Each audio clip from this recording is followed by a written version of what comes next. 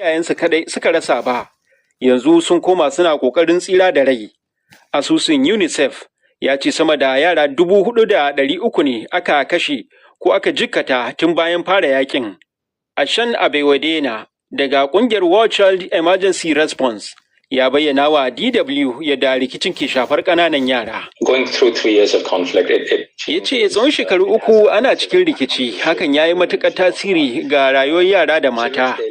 Rayuwar da kullum ta yara yanzu tana cike da tunanin mutuwa da ɓarna. Rahotanni sun nuna cewa hare-haren jiragen yaƙi marasa matuƙa wato drones na daga cikin manyan hanyoyi da ke ajali ko kuma jikata yara, inda ɓangarori biyun da ke yaƙi da juna ke amfani da su ba tare da bambance fararen hula ba. UNICEF ya ce irin waɗannan hare-hare na kashe yara a gidajensu ko kasuwanni ko a hanyoyi da ma makarantu da asibitoci, wurare masu mahimmancin da bai kamata su zama filin yaƙi ba. A watanni 3 na farkon wannan shekara kaɗai, an kiyasta cewa kusan fararen hula 700 ne suka mutu sakamakon hare-haren jiragen drones. Har ila yau, hare-haren sun lalata muhimman gine-gine kamar asibitoci da hanyoyi da makarantu, lamarin da ke ƙara tsananta halin da jama'a ke ciki. Tasirin yakin ya wuce iyakokin Sudan, inda yake shafar yankin gabashin Afirka baki ɗaya. Wakilin DW a Nairobi, Andrew Wasike, ya ce yanzu rikicin ba a kallonsa a matsayin na Sudan kaɗai. It's not just a distant. Wasike ya ce a gabashin Afirka a gare mu wannan yaƙi ba abu ne mai nisa ba. Bala'i ne na jin ƙai, kuma matsala ce ta tsaro ga yankin baki ɗaya. Ba ana magana ne kan Darfur ko Khartoum kaɗai ba. Dukkanmu muna jin tasirinsa. Duk da irin wannan hali, Sudan na fuskantar karancin kulawa a idon duniya. Jami'ar Majalisar Ɗinkin Duniya a ƙasar, Denise Brown, ta ce lamarin ya wuce rashin kulawa kaɗai. Ta bayyana cewa an samu manyan laifuka da suka haɗa da fyaɗe, da kisan ƙare dangi, da jefa al'ummomi cikin matsananciyar yunwa. A ƙoƙarin taimakawa, ƙasar Jamus ta jagoranci wani taron ƙasa da ƙasa domin tara kuɗaɗen tallafi.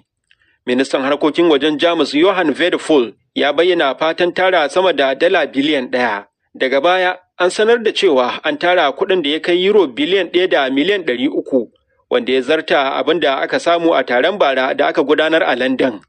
Sai dai duk da wannan tallafi, masana na gargaɗin cewa matuƙar ba a kawo ƙarshen yakin ba, wahalalu da jama'a musamman yara ke fuskanta ka iya ci gaba da ƙaruwa. Rahoton Zahardin Umar Dutsen Kura kenan, wanda kuma shine ke zama cikamakin rahotannin namu na wannan rana. Yanzu kuma sai fagen shirye-shirye, farawa da shirin labarin wasanni, daga baya kuma Zainab da tawagarta za su so muku cikin shirin ji ka ƙaru. A yi sauraro lafiya. DW Labarin wasanni. To a cikin shirin za ku ji cewa kanwa ta kartsami kwardafi ya kwanta a gasar Bundesliga ta nan Jamus, domin ku Bayern Munich ta lashe gasar a karo na 35 sakamakon yadda Borussia Dortmund ta bada da damar tsawaita fafatawar.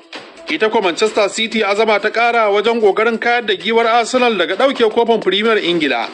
An shiga zagayen wasan karshe na gasar wasannin cin kofin zakarun kungiyoyin nahiyar Afirka, CAF Champions League da kuma CAF Confederations Cup. Za ku ji yadda hukumar shirya gasar guje-guje da tsalle-tsalle ta duniya IAAF ta yi watsi da bukatar wasu 'yan wasa 11 da ke neman sauya ƙasa zuwa Turkiya. Fitattun 'yan wasan tennis na duniya Carlos Alcaraz, Novak Djokovic da Emma Raducanu sun janye daga halartar gasar Madrid Open. Za ku ji dalili. Sunana Abdulkarim Muhammad Abdulkarim, zan kasance da ku a yau.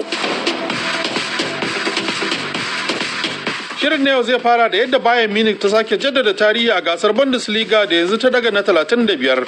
Nisan da zai yi wuya a samu wata kungiya da za ta iya tunkarar kusa da ita. Domin mai matsayi na biyu a lashe gasar ita ce Nuremberg mai guda 9 kacal. Sai Borussia Dortmund mai guda 8 a matsayi na 3. Bayern Munich ta samu nasarar lashe gasar bayan lallasa Stuttgart da ci 4-2 a ranar Lahadi.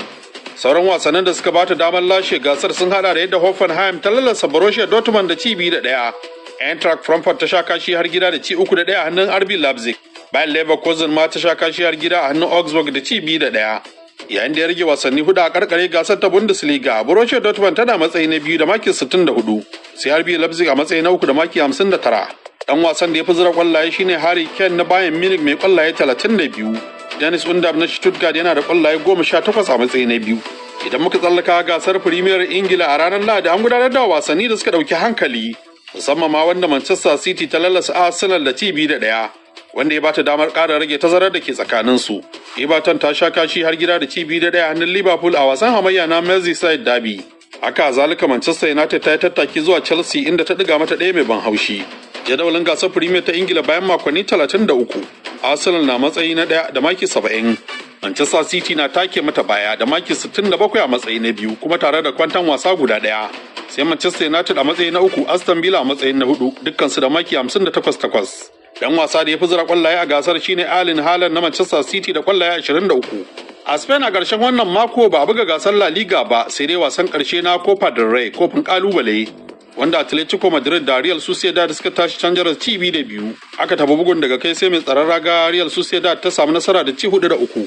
Idan muka karkata zuwa gasar Serie A wasu wasannin da suka fi ɗaukar hankali shine wanda Juventus ta doke Bologna da ci 2-1.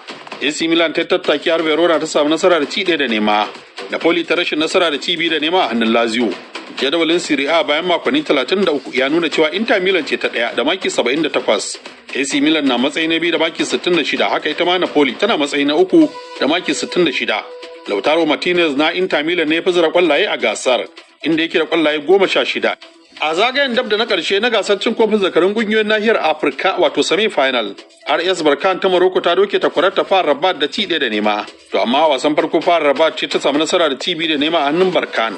Lamarin da ba FAR Rabat dama zuwa wasan na ƙarshe, inda ɗaya wasan Mamelodi Sundowns ta Afirka ta Kudu ta doke Esperance ta Tunisia da ci 1-0.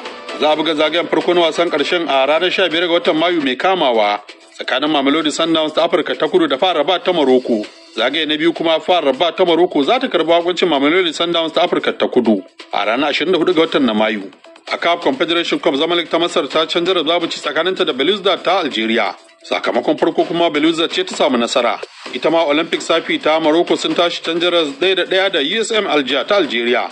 Za a buga zagayen farko na wasan ƙarshe tsakanin USM Alger ta Algeria da Zamalek ta Masar ranar 9 ga watan Mayu mai kamawa. Zagaye ne biyu na wasan na ƙarshe kuma Zamalek ta Masar za ta karbi bakoncin USM Alger ta Algeria. Ƙwallon ƙafa na zama wasan da ya kankane dukkan fagagen wasanni a Najeriya tsawon lokaci wajen ɗibar 'yan kallo da magoyan bayan mahukunta. To sai dai da alama akwai ƙalubalen da ya dabaibe wannan fanni sakamakon ci gaban zamani.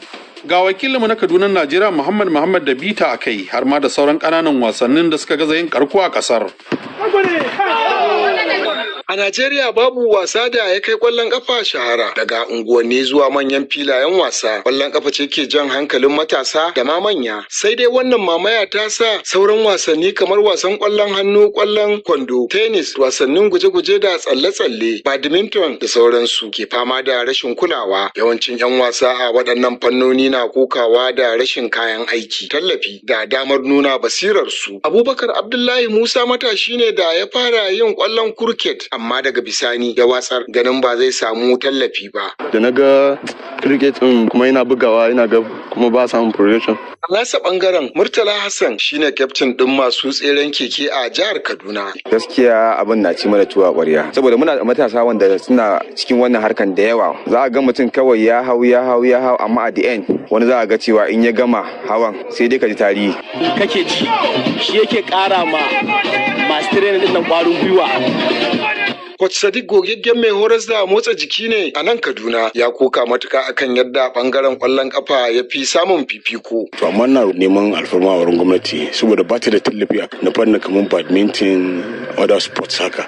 Shi yasa mutane suka ba da akibila akan wannan maganan kwallon. Mutane su gane cewa there are different sport, ƙananan sport da ya kamata a ce mu ba da akibila akai, wanda zai kai mu ga ci gaba da kuma samun alkhairi akai. Muka waiwayi shekarun 1980 zuwa 90 filayen wasa a Najeriya kan cika makil yayin wasannin league, inda kungiyoyi kamar UNTL Kaduna, Kano Raka Rovers, Ranchers Peace, Enugu Rangers, Abiola Babes suka kasance abin alfahari ga al'umma. Amma a yau lamarin ya sauya, inda yawan masu kallon wasanni a gida ya ragu sosai. Dalilan sun hada da rashin tsari mai kyau, alƙalanci, karancin ɗaukar nauyi, matsalolin tsaro da kuma rashin yada wasanni a kafafen talabijin. Abdulkarim Baba Tela, masoyin harkar ƙwallon kafa ne, ya bayyana dalilin da yasa baya zuwa kallon wasan gida. Idan ma kana kallon shi kana tare da bacin rai sakamakon murdiya ko ciwaciwa ko wasu abubuwa kamar da yake faruwa a ainihin ma national team. Yanayin taka leda ya sha bambam da yanda ake banin baka da kuma kayatarwa shine babban dalilin da yasa Suleiman Idris wanda aka fi sani da Sulan Kano baya kallon wasan gida. Mu nan har yanzu kusan in ce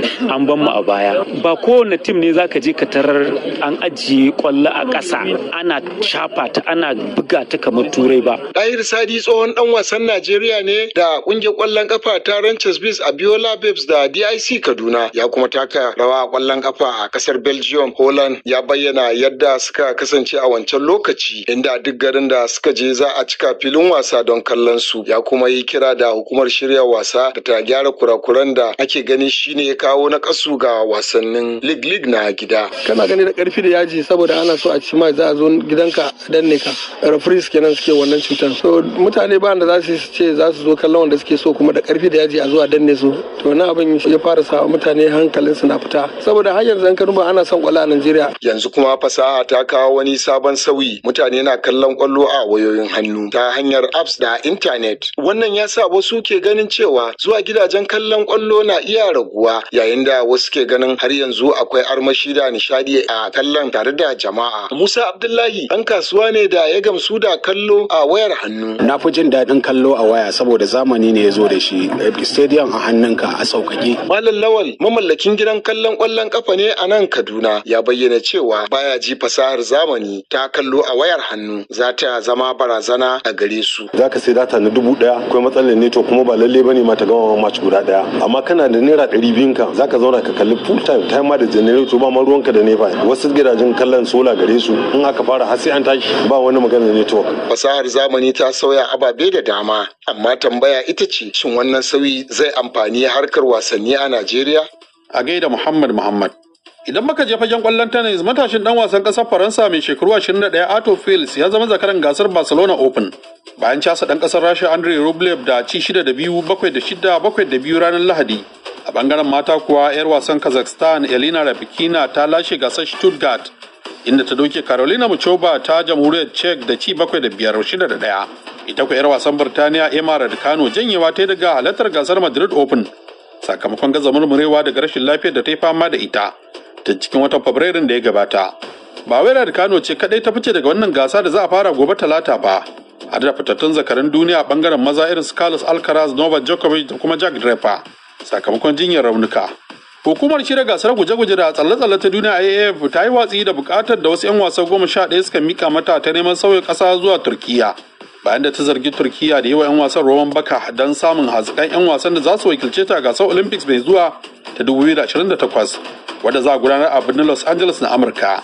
A cikin 'yan wasan akwai 5 daga Kenya da suka hada da tsohuwar mai rike da kambun tseren duniya Bridget Kosgei, sai 4 daga Jamaica da suka hada da Roger Stona wanda ya kafa tarihin bayan lashe lambar zinariya a gasar Olympics ta birnin Paris. Akwai 'yar wasa 1 daga Najeriya wato Favour Chukwuka Fili da kuma 1 daga Rasha. To za mu gargare shirin da mika sakon ta'aziyar sashen Hausa na DW ga al'ummar Kano da ma Najeriya baki daya. Bisa rasuwar tsohon shugaban hukumar kwallon kafa ta Najeriya da hukumar wasanni ta Kano wanda kuma ya assasa kungiyar kwallon kafa ta Kano Pilas Alhaji Ibrahim Galadima. Allah ya gafarta masa amin. Sunana Abdulkarim Muhammad Abdulkarim nake cewa mu huta lafiya. Daga nan birnin Bon na tarayyar Jamus.